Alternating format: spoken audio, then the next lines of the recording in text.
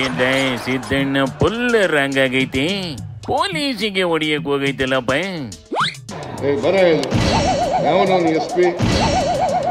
ಏನ್ ಮಾಡ್ತಾ ಇದ್ದೀರಿ ನೀವು?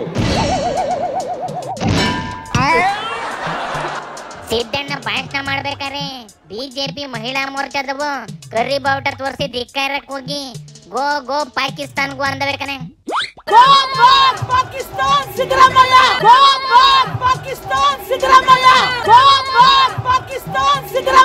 ಅಭಿ ಪಾರ್ಟ್ನರ್ಶಿಪ್ ಫರ್ಮ್ ಸ್ಟಾರ್ಟ್ ಮಾಡ್ಬೇಕಾ ಅಥವಾ ಪ್ರೈವೇಟ್ ಲಿಮಿಟೆಡ್ ಕಂಪನಿ ಸ್ಟಾರ್ಟ್ ಮಾಡ್ಬೇಕಾ? ಕನ್ಫ್ಯೂಷನ್ ಯಾಕೆ? ಒಬ್ಬ ಎಕ್ಸ್ಪರ್ಟ್ ಜೊತೆ ಮಾತಾಡು. ಎಕ್ಸ್ಪರ್ಟಾ? ಎಲ್ಲಿ? ಬಾಸ್ ವಾಲಾ. ಬಾಸ್ ವಾಲಾ, ಬಿ ದ ಬಾಸ್. ಅಕ್ಕೆ ಸಿದ್ದಣ್ಣ ರಾಂಗ್ ಆಗಿ ಸೆಕ್ಯೂರಿಟಿ ನೋಡ್ಕಂತ ಪೊಲೀಸರನ್ನ ಕರೆದ್ಬಿಟ್ಟು ಹಿಂಗೇನೆ ನೋಡ್ಕೊಳ್ಳೋದು ನೀನು ಅಂತವ ಕೈ ಎತ್ತಿ ಬಿಟ್ಟಿತ್ತು ಕಣೆ. ಆಮೇಲೆ ತಡ್ಕೊಂಡು ಸುಮ್ಕಾತು.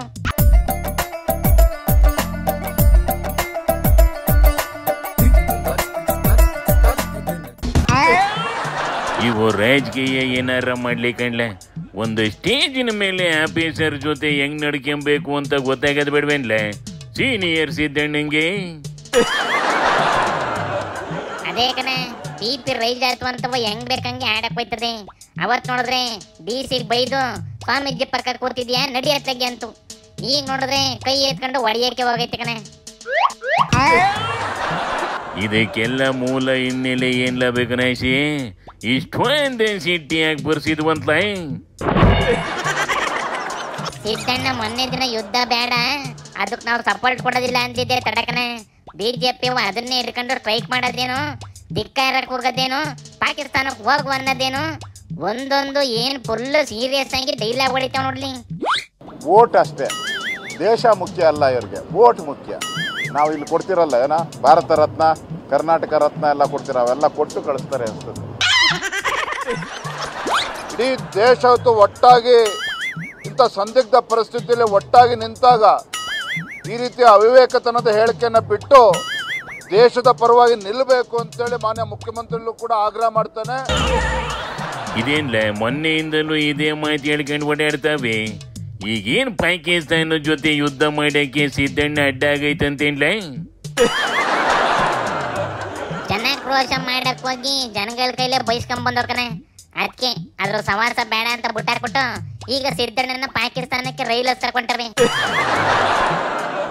ನರೇಂದ್ರ ಮೋದಿ ಅವರ ವಿಫಲತೆ ಅಲ್ಲ, ಅಮಿತ್ ಶಾ ಅವರ ವಿಫಲತೆ ಅಲ್ವಾ?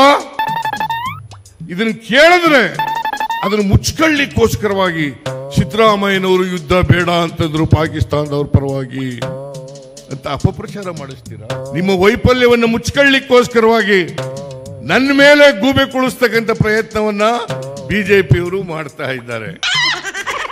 ನೋಡಿಲಿ MP ಸೂರ್ಯ ಬಂತು. ಮಾನವೀಯತೆಯ ಒಂದು ಸ್ವಲ್ಪನಾದ್ರೂ ಹುಲ್ ಕಡ್ಡಿಯಷ್ಟಾದ್ರೂ ಈ ಸರ್ಕಾರ ಉಳಿದಿದ್ರೆ ಕನಿಷ್ಠ 1 ಕೋಟಿ ರೂಪಾಯಿ ಆದ್ರೂ ಈ 2 ಕುಟುಂಬಕ್ಕೆ ಕೊಟ್ಟಿರೋರು. ಏನ್ ಹೇಳ್ತಾ ಇದ್ಲ ಇದು? ಮೊನ್ನೆ ಟೆರರಿಸ್ಟ್ ಅಟ್ಯಾಕ್ ಆತಲ್ಲಣ್ಣ, ಅದ್ರಲ್ಲಿ ಜೀವ ಕಳ್ಕೊಂಡ್ರ ಮನೆಗೆ ಸಿದ್ದಣ್ಣ 10 ಲಕ್ಷ ಅನೌನ್ಸ್ ಮಾಡೈತೆ ಕಣೆ.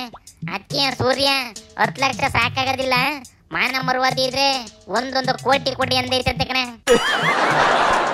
ಟೂರಿಸಂ ಮಾಡ್ತಿರೋದು ಕಾಶ್ಮೀರದ ಗೌರ್ಮೆಂಟ್ ಅಂದ ಮೇಲೆ ಕಾಶ್ಮೀರದ ಅಲ್ವೇನ್ಲ ಪರಿಹಾರ ಕೊಡ್ಬೇಕಾಗಿರೋದು.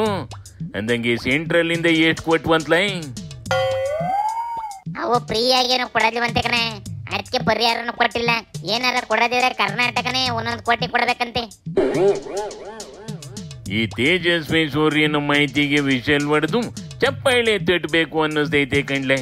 ಇದು MP ಆಗಿರೋದು ಸೆಂಟ್ರಲ್ ಗೌರ್ಮೆಂಟ್ ಇಂದ ಸ್ಕೀಮು, ಅನುದಾನ, ಪರಿಹಾರ ಮತ್ತೊಂದು ಮಗದೊಂದು ತಗೊಂಬಂದು ರಾಜ್ಯ ಜನ ಕೊಡ್ಲಿ ಅಂತ ಕಂಡ್ಲ. ಅಲ್ಲೋಗಿ ಸಂಬಳ ತಗೊಂಡು ಇಲ್ಲಿ ಬಂದು ರಾಜಕೀಯ ಮಾಡ್ತಾವಲ್ಲ ಇವು ತೆರಿಗೆ ಉಗಿಲಮ್ಮಕ್ಕಿ ಶಿವನಿ ಶಂಭುಲಿಂಗ.